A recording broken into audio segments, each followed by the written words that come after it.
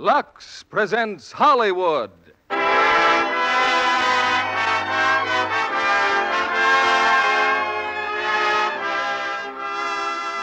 Lever Brothers Company brings you the Lux Radio Theatre, starring Alan Ladd and Veronica Lake in O.S.S.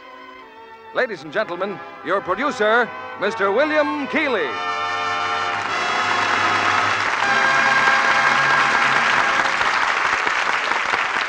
Greetings from Hollywood, ladies and gentlemen, and welcome to the Lux Radio Theatre's presentation of Paramount's gripping screenplay, O.S.S., starring Alan Ladd in his original role, co-starred with the talented and lovely Veronica Lake. In introducing tonight's play, I'd like to quote from Major General William J. Donovan, who, during the war, directed the Office of Strategic Services. He says, "While the characters in this motion picture are fictitious, the story is based on a composite of actual incidents in the diversified activities of the Office of Strategic Services, which conducted intelligence, special operations, and unorthodox methods of warfare in support of Allied military operations. It is a tribute to the brave, resourceful men and women, living and dead, who volunteered for these dangerous assignments." In other words, tonight's play is more than thrilling entertainment. It is a glimpse into the hazardous, behind-the-lines activities of those loyal Americans who paved the way for victory, whose lives depended hour by hour on meticulous attention to the smallest detail. An agent of the O.S.S.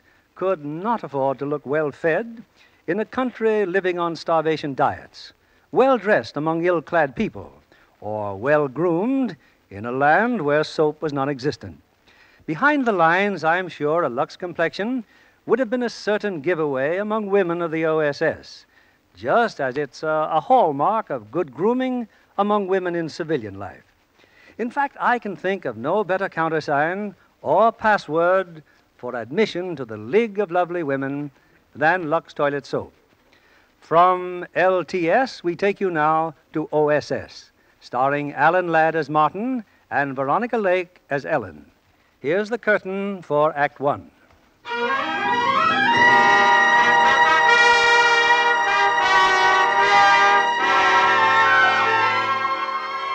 It's 1943. In a colonial mansion set in the peaceful Virginia countryside, a group of men, some young, some middle-aged, are gathered for a meeting. From their looks, it could be a salesman's convention.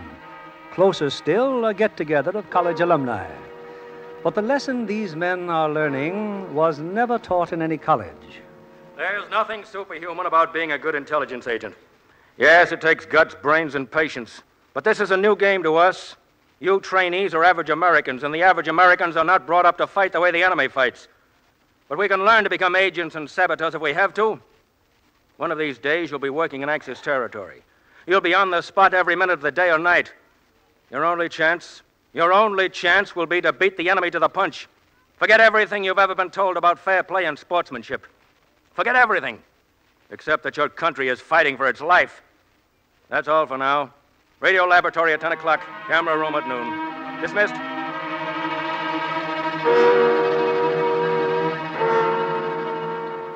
Come in, Commander Brady. Sorry to drag you out this time of night, but I've just had a visitor, General Donovan. Well, your orders have come through. Operations in France, Colonel? Right. Well, when do we start, sir? Now. The job won't be finished until our troops cross the Rhine. You've got two things to do. First, get information. Second, work with the French underground and sabotage key enemy installations. Now look at this map. These railway lines that feed this area here, around the city of Orleans. Right here is one of our priority targets. Recognize it? Yes, sir, the Corbeil-Malon Tunnel. If we can knock that tunnel out, we'll paralyze the most important traffic line into Normandy. We've assigned the tunnel to Team Applejack. What's its personnel, Commander? Team Applejack, leader Rodney Gates, Army officer, World War I. Civilian occupation, railroad supply salesman in France. Good man, mature judgment, stability, and balance. Next. John Martin, lieutenant, junior grade, U.S. Navy. Civilian occupation, publicity man, knows France. Little on the cocky side, but he'll do after he's been knocked around a bit. Well, there's balance and brains. We need a little brawn. Bert Parker, chief petty officer. Civilian occupation, sportsman, motorboat racer. Sorry, but Parker's been assigned to Germany. He's lived there. If he gets through, he's to lay low as a Rhine barge worker until needed. Well, we've got another muscle man named Boucher. Used to be a hockey player. Yeah, that should do it. Balance, brains, and brawn. The ideal setup. Except we'll need one more. Someone who knows the district. Someone to contact the French underground there. What about a woman? They can often get through where a man can't. Personnel in London could recruit her. I'd rather see if we can find one here first. Well, see that Gates, Martin, and Boucher stay put. Oh, you too, Commander. I'll be needing your help in finding that girl.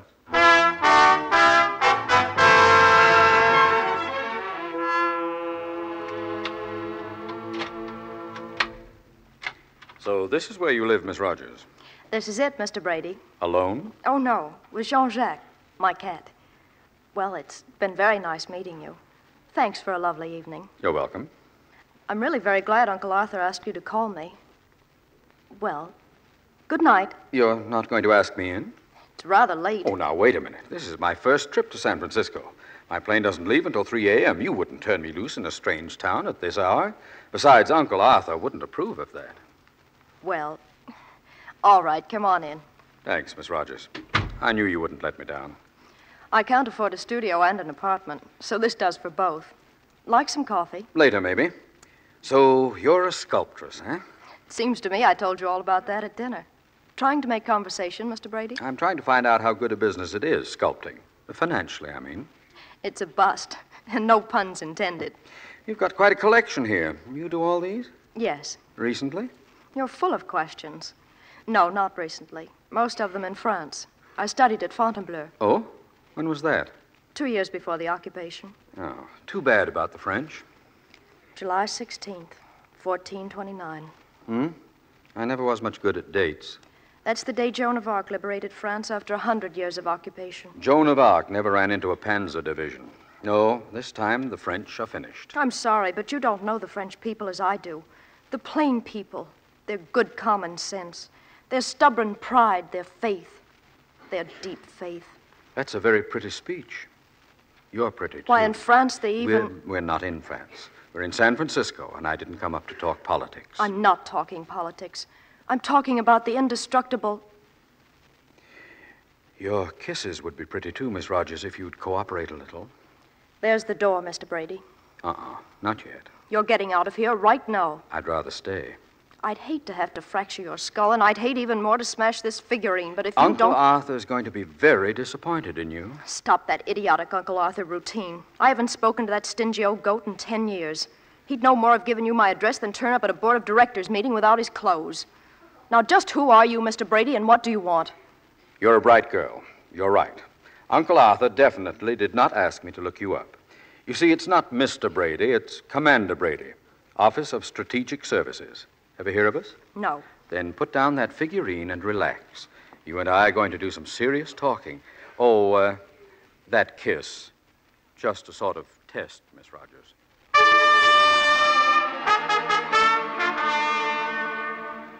Message for you, Colonel Field. Go ahead, read it. San Francisco says yes. It's signed, Brady. Good. Call the laboratory. Tell them Brady will be in for a full report on Thursday.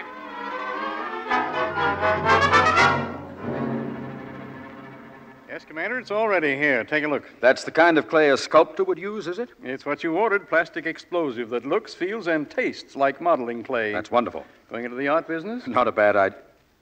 Wait a minute. Why couldn't we develop a whole line of art store merchandise? More plastic explosive to put up in tubes like tubes of paint. Time pencils as crayons. Reels of fused picture wire. It could be done. Now, you're sure of this stuff? You can actually model with this explosive? Definitely. Let me use your phone. This is Commander Brady. Get me Colonel Field, please. Now, look, start turning out that clay. We'll need a lot of it. Pack it well. It'll have a long way to go. And the tubes, the picture wire? That, too, right away. High priority. You can... Colonel Field? Brady. Applejack can go to London tomorrow.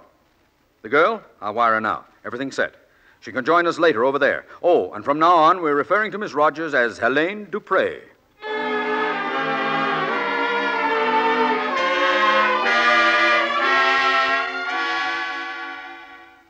Well, gentlemen, now that Helene Dupre is here with us, Team Applejack is complete. As soon as your clothing and documents are in order, you'll be leaving this hotel. You'll be leaving London. You'll be leaving England. I don't mind saying I'm scared to death. Don't worry, we all are. Well, you men, any questions? The young lady, Commander, she's going with us? Yes? Why? We'll come to that later, Martin. What's on your mind? Well? All right, how do we treat her? Because I'm a woman? That's right. Forget it. Look, it may get pretty rugged the other side of the channel. Tough to buy a cup of coffee and tough to find a place to sleep. Let's clear that up right now, Mr. Martin. I'll buy my own coffee and find my own bed. Yeah, suppose you get picked up. Some of the most successful agents in history were women. Yeah, I know. Women like Mata Hari. How do you know what kind of woman I am? Well, I think you're the kind that ought to be raising a couple of kids in the Cleveland Heights. There's bound to be a lot of excitement where we're going, and I want to be sure everybody's going to keep calm. Now, wait a minute, Martin. Helene wouldn't be here in London unless we thought she qualified. Nothing personal, sir. I'm only concerned about operating successfully. I think we will. If Mr. Martin stops worrying about my sex. Treat me like any other member of the team. Right. Now, you all know where you're going, and you know your objectives. The Corbeil-Malon Tunnel is the jackpot. The first thing to do after landing is to contact FFI headquarters at an inn called Le Cheval Noir. When you've got something to tell us, use your radio. Now, let's go over your cover-up stories. Gates? My name is Raoul Jassy, a Parisian. I used to be an automobile salesman. When the war came, the office was closed. I've been unemployed most of the time since. My health is bad. Lung trouble. I've come to stay at a farm near the city. Bad lungs, you said? I have x-rays to prove it. Here. Let me see. They're certainly bad, all right, but whose lungs are they? Mine. If I were the Gestapo, I'd have you shot. These are American-made x-rays. French x-ray plates are different. Have French ones made. Boucher? My name is Albert Bernardi. I'm an ice skating instructor. I worked winter resorts all over. Saranac Lake, Sun Valley, San Moritz. I'm looking for a man I heard was going to open a skating rink in Orleans. I can't find him, and I'm short of funds. I'll take any kind of work I can find. You're a pretty husky young fellow. Why aren't you a prisoner of war or in a labor battalion? That's right. I forgot to tell you. Here are my papers. I'm not French. I'm Swiss. The war caught me in France, and I haven't been able to get back. That's better. Martin? My name is Philippe Martin. I lost my mother when I was 8, went to live with my aunt in the United States. Came back from military service in 1935, trained 18 months, then got a job as correspondent for an American newspaper. Called back up in 39, fought at Sedan, was captured with my division. Later released by the Germans to work for them at the Renault factory. When the factory was bombed out, I was sent to Orleans to work in the railroad yard. Too glib, Martin. Otherwise, okay. Helene? My name is Helene Dupre. My home is Orleans, where my family has lived for generations on the Routière. I'm a sculptress. Graduate of Fontainebleau.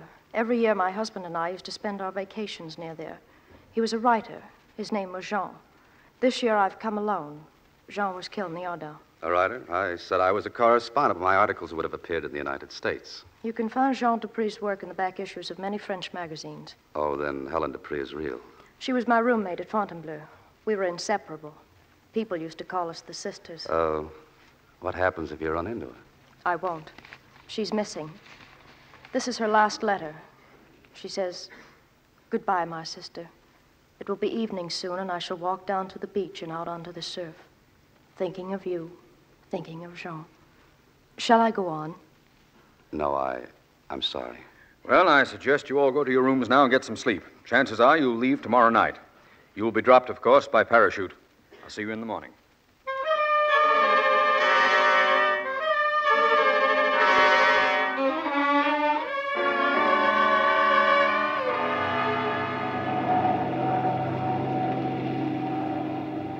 I've just been talking to the pilot. How do you feel, Helene? Oh, just fine. No, is that what the pilot wanted to find out? When do we jump? We just flew over our destination. There should have been a signal from the ground. Well, there wasn't any. Hey, that means there'll be no FFI to meet us. That's right. You want to turn back? I say we should jump blind. Any objections? No. No, let's jump. Good. We'll jump blind then. Oh, our pilot assures me our plane has been spotted by the Nazis. We expected that, didn't we? Yes, but that may make things a little tough down below since there's no one to meet us.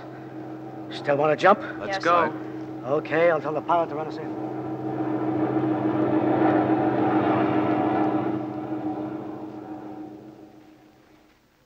I have counterintelligence for you on the telephone here, Colonel. Oh, thank you.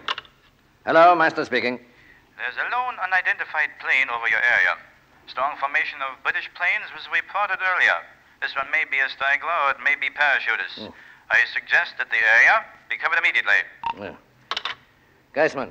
Yeah, Herr Colonel. Possibility of parachutists in this area. Watch that inn, Le Cheval Noir. They have been rendezvousing there. Don't raid it. Only watch it.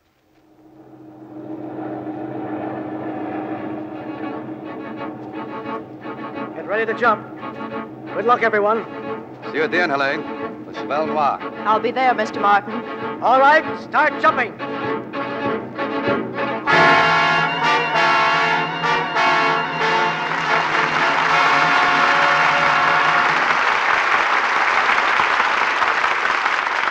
In just a moment, we'll continue with the second act of O.S.S., starring Alan Ladd and Veronica Lake. Meanwhile, here's Libby Collins, our Hollywood reporter, looking mighty pleased about something, too. I guess it's the movie I saw this afternoon, Mr. Keeley. You can't beat a good Western. They're such a lot of fun. Sounds as though you saw that new Republic picture. That's it, Plainsman and the Lady. A real thriller-diller starring William Elliott, Vera Ralston, and Gail Patrick. I've seen Bill Elliott in dozens of hard-riding films, Libby, but I always thought of Vera Ralston as an ice skating star. Oh, she is, and was once Olympic skating champion. But in Plainsman and the Lady, she again proves herself a fine dramatic actress. Vera's had quite an exciting career, you know. She escaped from her native Czechoslovakia on the very last plane before the borders were closed. That was exciting. Mm-hmm.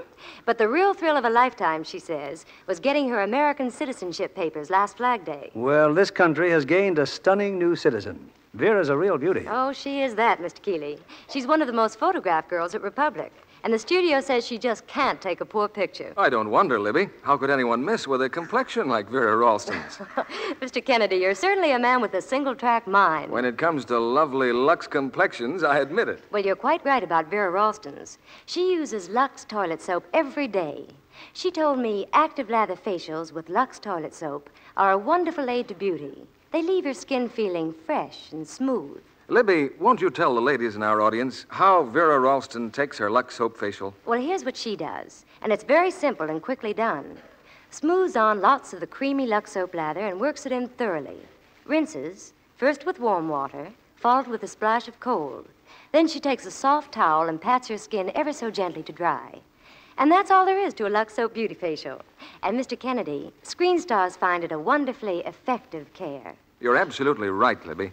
We know from actual tests that Lux toilet soap facials make skin lovelier. These tests were made by skin specialists, and they showed improvement in a short time in 3 out of 4 cases. Hollywood stars just have to have a complexion care that works. And that's why Lux toilet soap is the favorite beauty soap of 9 out of 10 screen stars, the loveliest women in the world. Mr. Keeley returns to the microphone. We continue with Act 2 of O.S.S., starring Alan Ladd as Martin and Veronica Lake as Ellen.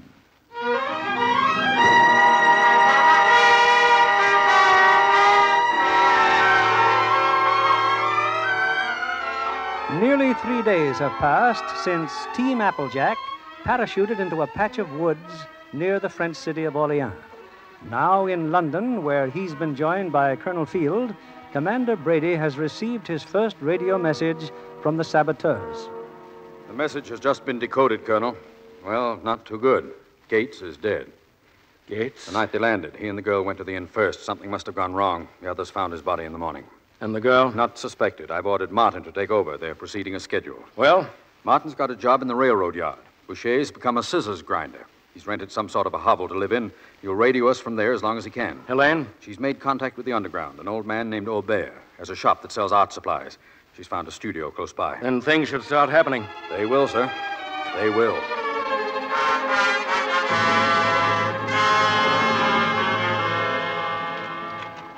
Scissors sharpen. Knives and scissors sharpen. Knives and scissors sharpen. Can you sharpen sculpting tools? Anything, madame. Scissors sharpen. Knives and scissors sharpen. How much? I have not sharpened chisels like these in a long time. I met Martin an hour ago. Oh, I can do them all right. Where? Newspaper stand, near the railroad yard. Well, how much? 10 francs each, madame. 10 francs. 20-car train, 6 a.m. tomorrow. That's ridiculous. Oh, man must live. But where? Le Mans. All right, here. Thank you, madame. I will sharpen them like new. 10 francs each. Outrageous.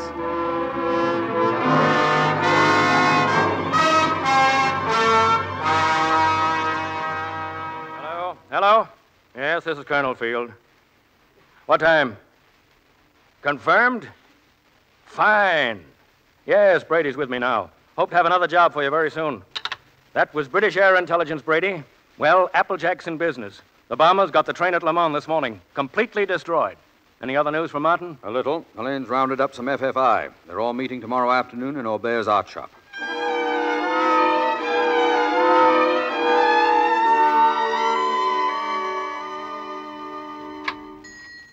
Come in, madame, monsieur. These two men are my friends, Papa. Monsieur Martin, Monsieur Boucher. Your people here, Aubert? They are here. How many? Reynald Lefebvre and Madame Riot. They are in back of the shop. The military patrol saw us come in. We're apt to have visitors. If we do, just remember we're here to listen to Madame Dupree's lecture on art. My friends, no, monsieur. Come this way. There are still important targets the Air Force can't seem to get at, especially the Corbeil-Malon tunnel. What about it, Renaud? That's the closed military area. Every approach is guarded. We tried again last week. We've got to keep trying. It's a must. What about the bridge at Rostand? That's Lefebvre's group. Who takes the Chambon repair shops? I will. Fine. We have the explosives here for you. I have already made yours up, Monsieur Reynal. Little sacks marked modeling clay, plastic explosives. Madame Riot, you will get tubes of paint. They will be ready for... Who's that? The patrol? Wait a moment. I have to open the door. It's Colonel Meister. You'll continue with your art lecture, Madame Dupree. As I was saying, the so-called new trend in art is actually a very old one. We know to return to the classic form, but with a certain utilization of Colonel Meister. Good afternoon. I am fortunate to find you here. A little Sunday afternoon discussion, Colonel. If I can be of any assistance... I'm quite sure you can help me. But first, if you don't mind, I would like to listen to the young lady. We are honored, Colonel. Must avoid the decadent spiritual attitude of a man like Modigliani. The degenerate impressionism of Of Cézanne? Of course. If I may digress, the Colonel has brought up a most interesting Close point. the door, Aubert. No need to Those disturb of the you who discussion. study Cézanne readily understand the absence. Well, Aubert, what do I see under the counter? New tubes of paint, huh? Yes, Colonel. Ah, let me see. Cerulean, my favorite blue. What about the other color? I'm sorry, but no, I won't bother. I have no time for painting. Sketching is all I can do these days.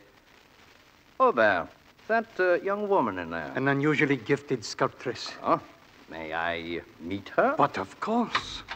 Madame Dupree, if you have a moment, please. Excuse me. Yes, monsieur. Madame Dupree, may I present... Meister, Madame, Paul Meister. The Colonel's sketches. Merely impressions. Oh, Aubert, I need another pad. I am sure I have one somewhere. Madame must permit me to see her work. But there's nothing of mine here, Colonel. At your studios, then? I have my car. Really, I haven't a thing worth seeing at the moment. Madame's modesty becomes her. I shall make the usual allowances. Well, very well, then. My apologies to your friends, Aubert, but I will pick up my pad later.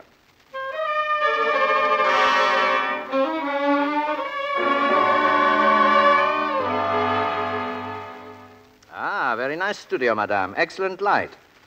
Your husband shares it with you? I'm a widow, Colonel. But, well, I have been going with another man. I'm sorry. A Frenchman in the city here? He's away. He's an engineer. Oh, the Normandy fortifications? He never tells me, Colonel. This statue here is lovely. It's like yourself. You're very kind. Amazing technique for one so young. Your hand, Madame. Remarkably feminine for this kind of work. If the Colonel would care for some tea, and your perhaps... pulse. It's quite irregular. Could I be responsible for that? You're very discerning. So? And you are an incredible woman, my dear. Beauty and talent are rarely combined in a single individual. I confess I find it difficult to believe that these works of art here are yours, or that you are what you say you are. May I prove it? How? Sit down. I'd like you to pose for me. Oh? that may take several sittings. Several. I'm delighted, Madame, delighted. Perhaps when it's finished, you'll believe me. Perhaps. Your head. A little more to the side, please. That's it.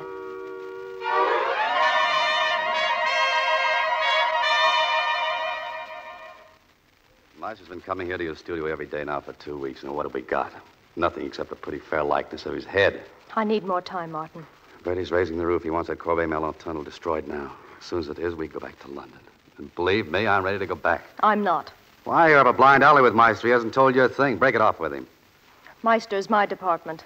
Don't overestimate yourself. He's dangerous. You don't have much confidence in me, do you? I'd feel the same about any girl I was working with. I thought we'd settled that. No special consideration for anyone. You're not a man and I'm not a woman. We're weapons. But you could stop worrying about Meister. He's leaving town. Yeah, where's he going? I don't know. When? Tomorrow afternoon. There's a troop train leaving for Normandy tomorrow afternoon. It'll pass through the tunnel. Oh, Helene, how long would it take you to duplicate this head you've made? Exact duplicate made out of our plastic explosive clay. Tomorrow noon. Could you get Meister well, I mean... Oh, forget it. I could get him to take me with him on the train? I said forget it. Helene, it's Paul. Meister, Just a minute. let him in. I'll wait in the kitchen. Well, I had to come early, my dear. Staff meeting. I should be there now. Then you won't sit for me. I came only to say goodbye. Will you miss me, Helene? Paul, take me with you. Oh, I'm afraid it's impossible. Not for an officer of your importance. Oh, I suppose it could be arranged, but... Please, Paul. Please. Helene, darling, you are not deceiving me. I know why you want to come with me. I have known how matters stood since the day I met you. Have you? Your engineer. You are trying to get to him in Normandy. You're too clever for me, Paul. And you are too unscrupulous for me, Helene. All right. You may come with me. Thank you, Paul. After all, our little masterpiece is still incomplete. Bring it with you. Pleasant journey together, a weekend perhaps to finish it, and then, my dear girl, go with my blessing. Is that satisfactory? Oh, yes. Good. Be ready to leave early in the afternoon. My driver will take you to our compartment on the train. Auf Wiedersehen, Helene. I heard what he said. All right, get to work on the duplicate right away. Explosive clay will require a fuse, and I don't know how to set one. Obed will bring a fuse here. He'll set it. How will you pack it for travel? A wooden box, I suppose. Just make sure you'll be able to open it quickly. Light the fuse when the train stops in the tunnel. You're sure it will stop? I'll see that it does. Reynald can get me a railroad inspector's pass. The train takes on water a few miles east of the tunnel. I'll get on then. As for getting off, we'll both have to take our chances. Of course. Good luck, Martin. Yeah, thanks. Maybe I'll see you tomorrow at the tunnel. What? Never mind. Get to work.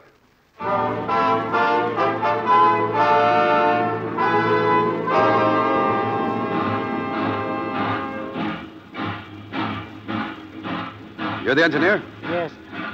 What are you doing here? Just came aboard. Inspector Martin, check ride. Inspection. What do you expect of this piece of junk? Never mind that, you're late. Should have passed the Corbeil-Malon tunnel at 3:26. We'll pass it in 5 minutes. All right, then slow down. He's got a gun, huh? I said slow down. Why are you doing this, monsieur? For France. Now jump, both of you. Paul, the train stopped. What's the matter?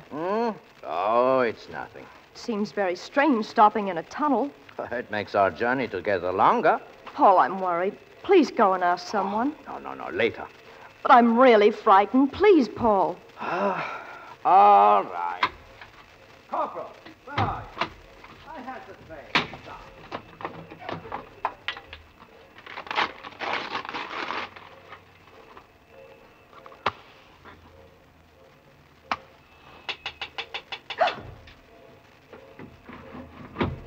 Martin, Don't ask questions. Hand me that box. the fuse is lit. Good, I'll set it by the track. Here. Be right back. Climb out of the window. Hey, open the door. What's the matter? Climb out, do you hear? You've still got a chance. Who is that talking? Hello? Hurry. Corporal, break this door down. She is gone. The window. A man and woman, Herr Colonel. There, the mouth of the tunnel. You, guards, stop those people. Fire! Set bombs. There's a fuse burning. Stop those people! Stop them!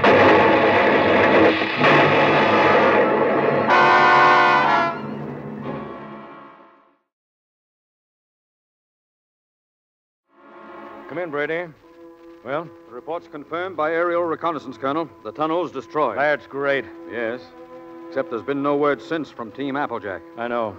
Get a message through to Team Sombrero. Tell them to stand by to take over Applejack's assignments.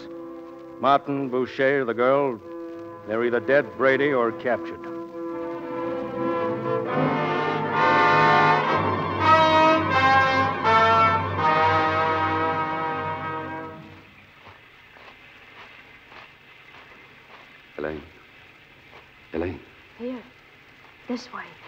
I should have been back long ago. Sorry I got lost. It's pretty dark in those woods at night. It's the only reason we're alive. Night and a place to hide. I found Boucher. He couldn't get a car. Meister's alive, and he closed in too fast. We can't stay here. I know. I sent Boucher on to Dijon. If he can get to a radio, you'll contact Betty and have him send a plane in to pick us up. When, where, I don't know. We'll meet Boucher at the park in Dijon tomorrow. How will we get there? The highway's full of refugees. We'll have to lose ourselves among them. It's safer if we travel alone. No, you're in pretty bad shape. I'll manage. Oh, now look. You look. We almost failed in the tunnel because you came back for me. Never come back for me again. Do you understand? Never come back. Okay. Can you find the highway? Yes. The park in Dijon tomorrow.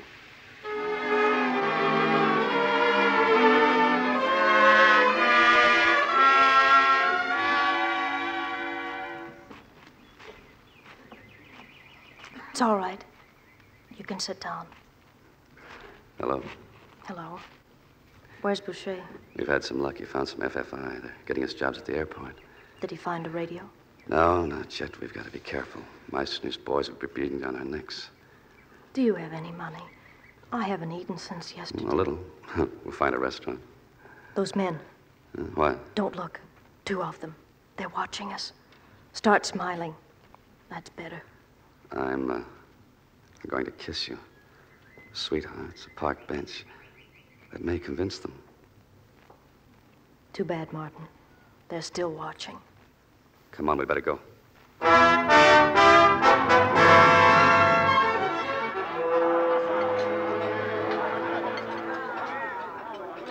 Oh, some more luck. A booth near the door. Just get me something to eat. Sit tight. Company's coming. One of those men in the park. Well, good evening. May I join you? Thank you. I'm sorry, but there must be some mistake. Mistake, Monsieur Martin and Madame Dupré? You're quite wrong, monsieur. I think not. I am Amadeus Brink, Gestapo. Oh, in case you are armed, monsieur, don't forget my colleague, Herr Ansvold, here is close by. That was fine work, that tunnel job of yours. What are you talking about? These papers, monsieur. A full report of your activities. They just arrived in headquarters. Would you care to read them? This is outrageous. You intrude upon us. Madame would prefer to discuss the matter at headquarters? What do you mean, prefer? Fortunately, I had access to these papers before any of the others saw them. What do you want from us? What I want from you isn't the question. What do you want from me? No, very sensible man, Herr Brink. His side is going to lose the war, and being a practical man, he looks to the future. I could be very useful to you. I have access, for instance, to the weekly Dijon-Berlin military pouch, and the courier's my cousin. And what's your price? Immunity? That goes without saying. A small weekly payment and 50,000 American dollars deposited in my account in the Bank of Switzerland. Maybe we can do business. I was so sure we could. You'll have to get us a radio. Oddly enough, I have another cousin who might be persuaded to lend you one for 20,000 francs. We'll be short of funds until we contact our principals. Until then, only too glad to accommodate you. At a fair rate of interest, of course, shall we say 15%? Well, I will leave you to think things over. Till tomorrow, then, at the same time, here. Oh, Herr Ansvold, just refugees. A couple madly in love with each other. You believe him? There's no choice. I have to. And we were going back to London. If Brink is on the level, we don't dare leave. If he isn't, we'll get what Gates got. Oh, Elaine, I'm sorry. For what? Oh, the way I snap at you most of the time, the way I... Aren't you forgetting something? Yeah. Sure I am. Treat you like any other member of the team. That's what you want, isn't it? Yes, Martin. That's what I want. Someday, maybe, if we ever... Skip it. Here's the menu. It may be our last meal.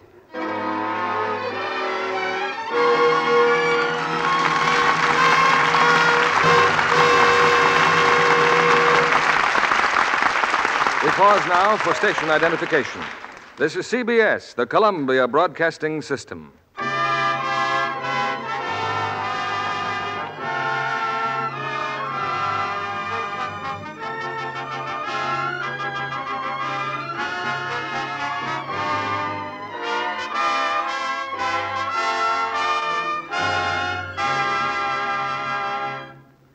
In a moment, we'll bring you Act 3 of O.S.S., starring Alan Ladd and Veronica Lake. In Hollywood, it's news when an actress gets a studio contract without having to take a screen test. It happened, though, to our lovely young guest of the evening, Miss Lucille Barclay. How does it feel to be a Paramount starlet, Lucille? I still can't believe it, Mr. Keeley. You see, I'd come to Hollywood for a summer vacation.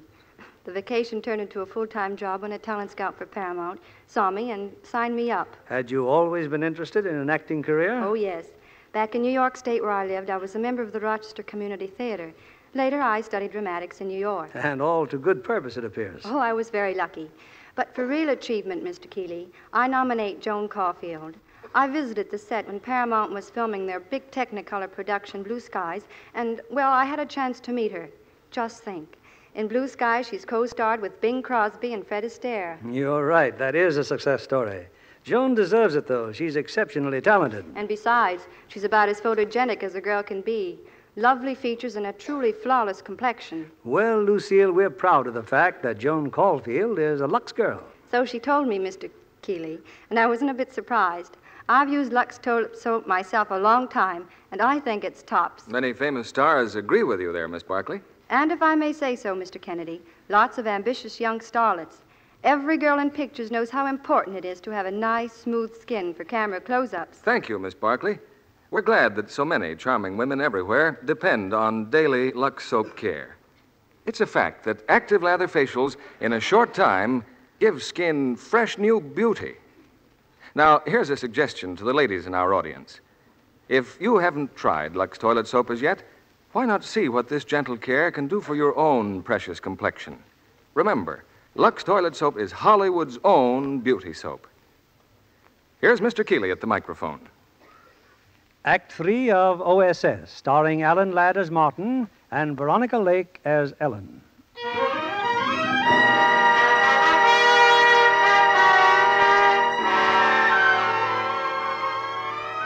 For a month now, O.S.S. headquarters in London has been receiving amazing information from Team Applejack, and Allied bombers subsequently have been smashing Nazi installations with bewildering accuracy. Back again in London, Colonel Field gets the details from Commander Brady. It's really quite simple, Colonel. Our key man, of course, is Brink. And we're sure of Brink as long as we continue to pay off. But getting the contents of their military Boucher pouches... has a job in the washroom at the airport. He cleans hats, shines shoes. Anyway, the courier with the pouch visits Boucher every time he takes the plane for Berlin. Boucher disappears for a few minutes. He's got a camera in the laundry closet, photographs the documents on microfilm, returns them to the courier. Radios here when he's ready for our plane to pick up the film. And how do we get a plane to Dijon? Mr. Brink again. Another of his cousins owns a farm outside of town. We run a plane in at night. Too good to last. Yes, sir. I've told Applejack they can come back to London whenever they're ready. We'll be contacting them shortly, Colonel. Any message? Yes, my congratulations. Also, my urgent suggestion that they leave Dijon. They've done their job.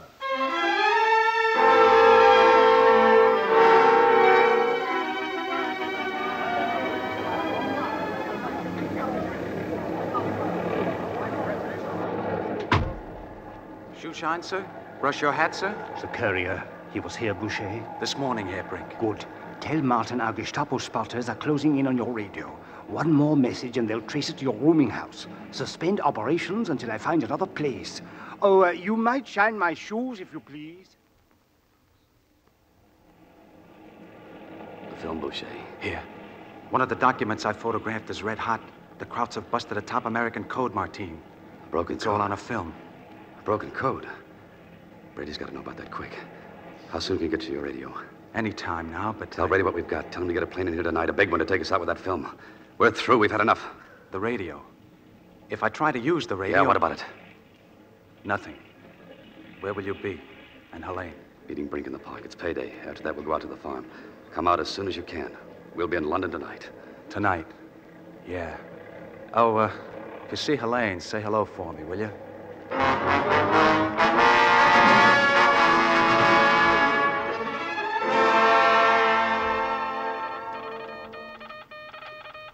Details of Nazis breaking code on film. Send plane tonight. Pick up Martine and Dupre. Looks like I'll be staying. Couple of men in hallway now. Someone at Skylight, too. If you can contact my mother, please tell her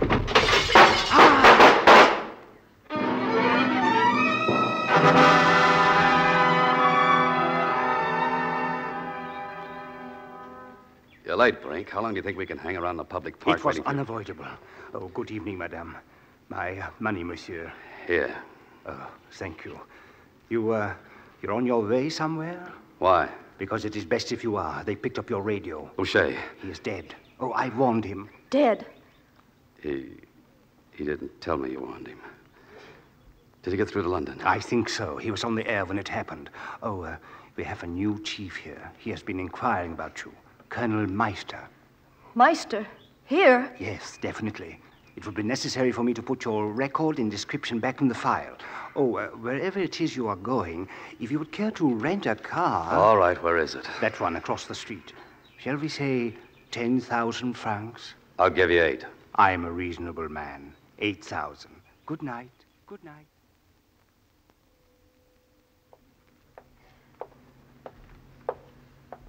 Herr Brink. Oh, Herr Ansvold. Isn't that your car I just saw?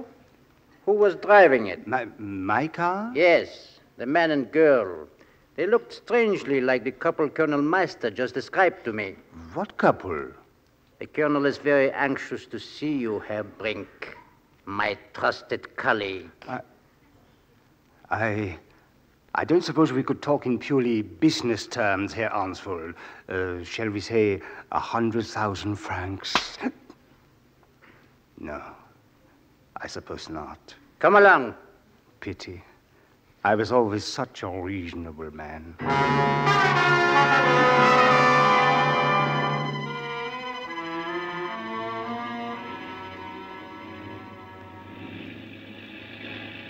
Look at it come across the field. I never thought an aeroplane could be so beautiful. Oh, London will be there in 2 hours, Helene. Boucher didn't die for nothing. He got the message through or the plane wouldn't be here. The door's opening. Come on. Martin, Helene. Commander Brady. Hey, what are you doing here? Are we glad to see you? I wish I was good at making congratulatory speeches. Oh, skip it. Let's get out of here. Here's your film. Great work. Where's Boucher? We lost him. When? Early tonight. But what happened? I'll tell you on the plane, huh? Martin, I'm here because I have something to ask you. We're only half a jump ahead of the Gestapo. Can't we talk about it later? I'm afraid not. The Nazis are licked, Martin. They're falling back to the Rhine. Well, that's fine. That's fine. But what's it got to do with me? I'd like you to do one more job. Another job? Some time ago, we put a man into Germany posing as a barge worker on the Rhine. The sector he was assigned to has been selected for one of our crossings. If he's still alive, he'll have invaluable information on troop dispositions and fortifications. I don't get it. There's no way for him to get the information to us. We need somebody to go in there and contact him and send it out on a ground-air radio. I brought one with me. And how long do you think we can live like this, with our stomachs turning over every time a foot falls or a door opens? You've got plenty of other people working for you. Why do you have to pick on me? Because you're the only available agent who'd recognize our man, the only agent he would recognize. You remember Parker? Yeah, sure, I remember Parker. So what? I'm no hero. I don't want to volunteer for anything. I want my identity back. Don't you suppose Parker wants his identity back? If you want me to take that assignment, you've got to order me to take it. Then it's an order. Okay. What was that I said, Elaine? London in 2 hours? Will you be there when I get back? When we go together. You're going now with the commander. That's up to him, isn't it? Meister's catching up with us. How much longer do you think our luck can hold out? Gates, Boucher, we're next. Go on back to England. I'll handle this deal alone. We've worked well together. 2 agents are better than one. It doubled your chances. She's right, Martin. As long as she's offered to stay, that's it.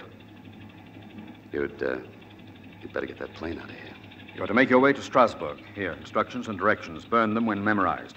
You'll meet up with the Madame Prideaux. She has a place in the country, she and her grandchild. You'll work from there. Good luck, Helene. Good luck, Martin. Good luck? What does that mean, sir?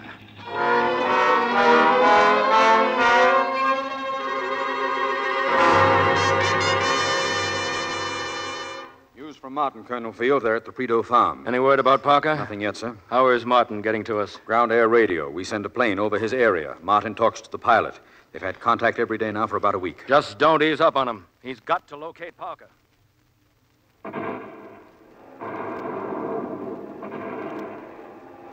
More bombers, Madame Prideaux. But there are bombers.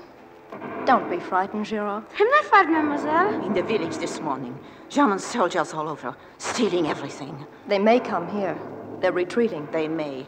But these potatoes they will not find. And we will have these potatoes planted before the spring is out. Who's to plant potatoes, Grand-Mère? Our men will come back, Gerald.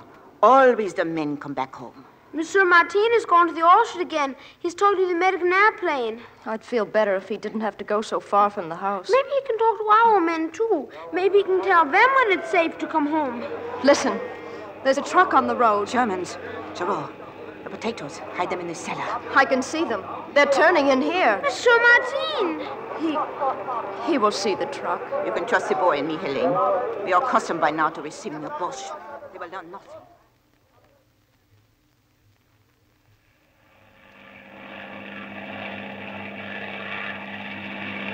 Can you hear me up there? Can you hear me? Slower, pal. More distinctly. We're recording this, you know. I said the Nazis are pouring across the Rhine. Bridges, boats, barges, anything that'll float. What about Parker? No sign of him. We're down to the docks every day. Most of the barge ran out when our plane started strafing. If Parker stayed on, we might have shot him up ourselves. Wait a minute. You expecting a truck? Huh? What are you talking about? Your house. A truck just pulled up. Troops. You better duck, Martin. You got a gun? Yes, but... Take care of yourself. We'll be back at 100.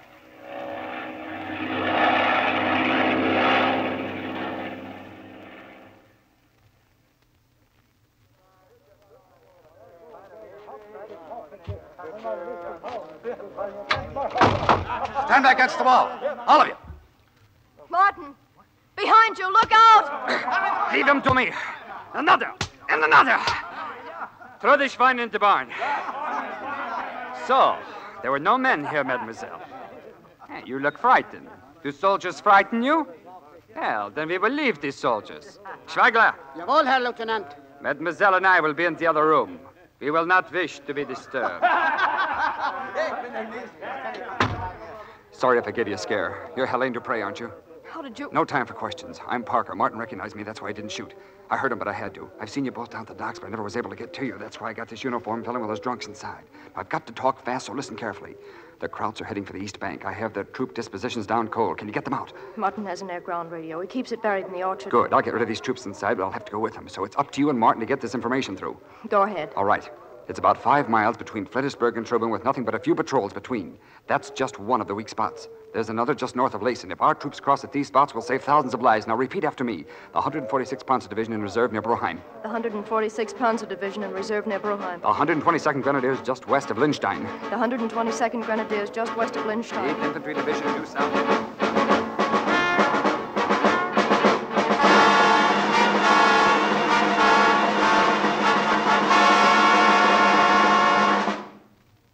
About 10 minutes ago. Parker had to go with them. Martin, are you up to talking?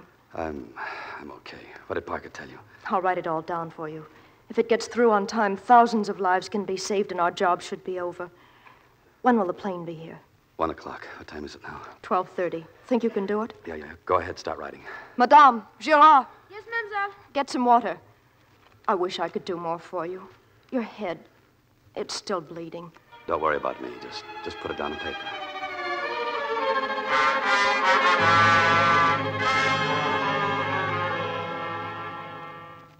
Here. This is it, Martin. Everything written down. I'll come back as soon as I've contacted the planes. You will be leaving us then? Yes. Where you go, you will be together. We'll be together. We'll be together from now on.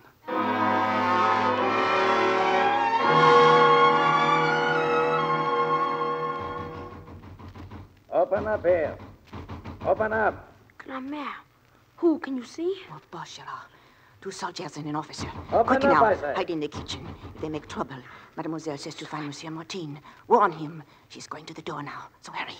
I listen, Grand-Mère. Open this door. I'll warn him if need be. Yes? Sorry to intrude at this hour. Helene.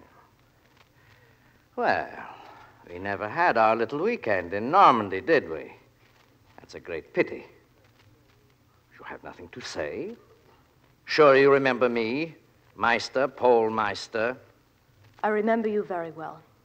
You are alone here? I am here, monsieur. I refer to Martin.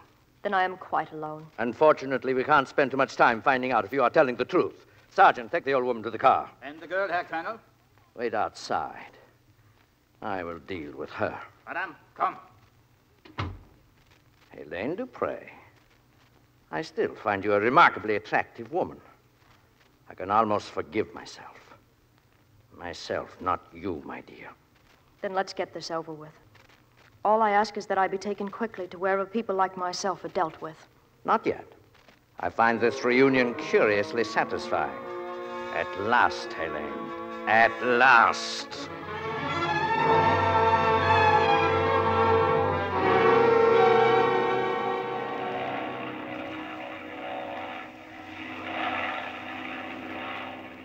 Monsieur Martin! Monsieur! Gerard, what's the matter? The woman, monsieur, they're taking them away. I heard him. Who? He said his name was Maestro. Oh, don't let them take them, monsieur, please. Who was with him? Only two others, soldiers, but hurry. She knows I went for you. Please come, please. The plane up there. I've got to contact You it. could do it later. Never come back for me again. Thousands of lives will be saved. Never come back.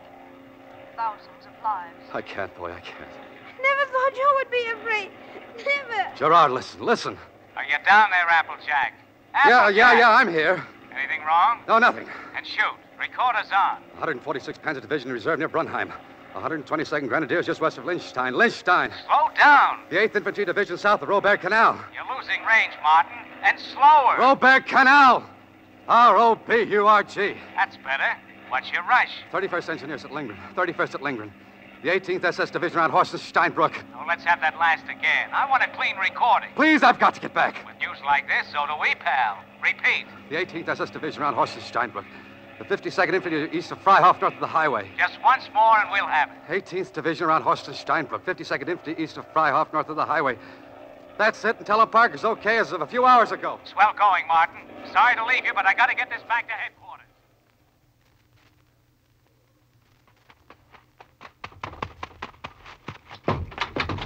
Helene! Helene! They're gone, monsieur. They're too late. They're gone. Helene.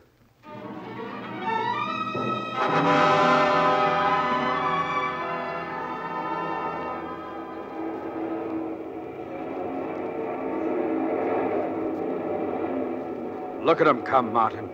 Trucks and jeeps, planes and tanks. Soldiers. Our soldiers, Martin. Crossing the Rhine. Yes, sir. Job's almost finished. Thanks, Martin. Don't thank me. Thank them, the ones who didn't live to see this. Gates, Boucher, Helene. Tell me about her, Commander. I didn't even know her real name. Rogers. Ellen Rogers. Ellen. Where was she born? I don't recall, but I can find out for you if you'd like.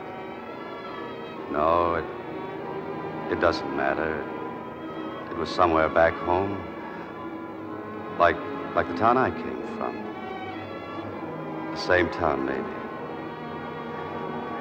Yeah, she might even have lived just around the corner.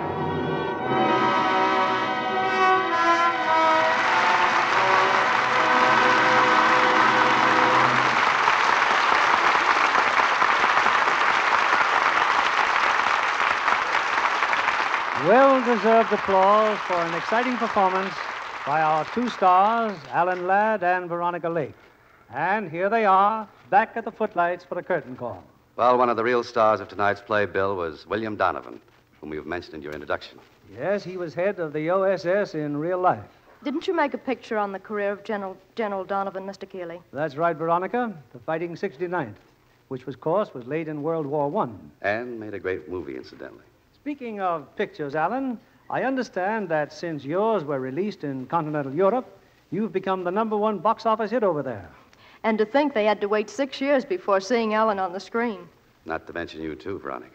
That's right, Alan. You two have been together in so many pictures. I sort of missed Veronica in your latest Paramount production, 2 years before The Mask. Yeah, I missed her, too, Bill, but we're going back together again when we start shooting Saigon out of Bureau Paramount. Well, that's good news for Ladd and Lake fans. By the way, Veronica, what happened to that famous over-the-eye hairdo? Well, I thought it was about time to see how the other half of the world lived, Mr. Keeley. Say, how long did you wear your hair like that, Veronica? How long? Oh, about 24 inches. Well, confidentially, Veronica, I like your present hairdo even better. For one very important reason. What's that, Mr. Keeley? It doesn't hide any of that lovely Lux complexion. Well, it's certainly not hard to help keep your complexion lovely with Lux Toilet Soap Care. I always use it. And it's plain to see that that loyalty is well rewarded. Say, what are you presenting here next Monday night, Bill?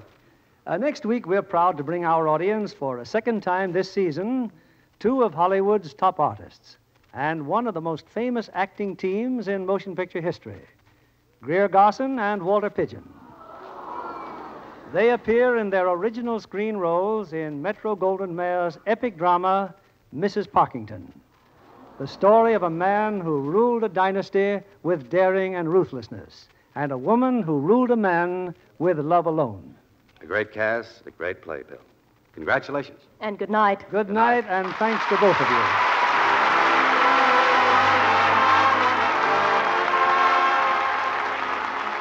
Lever Brothers Company, the makers of Lux Toilet Soap, join me in inviting you to be with us again next Monday evening when the Lux Radio Theatre presents Greer Garson and Walter Pidgeon in Mrs. Parkington. This is William Keeley saying good night to you from Hollywood.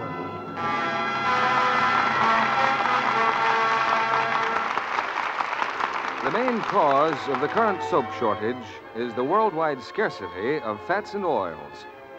Industrial fats are needed also in the manufacture of many other essential household goods.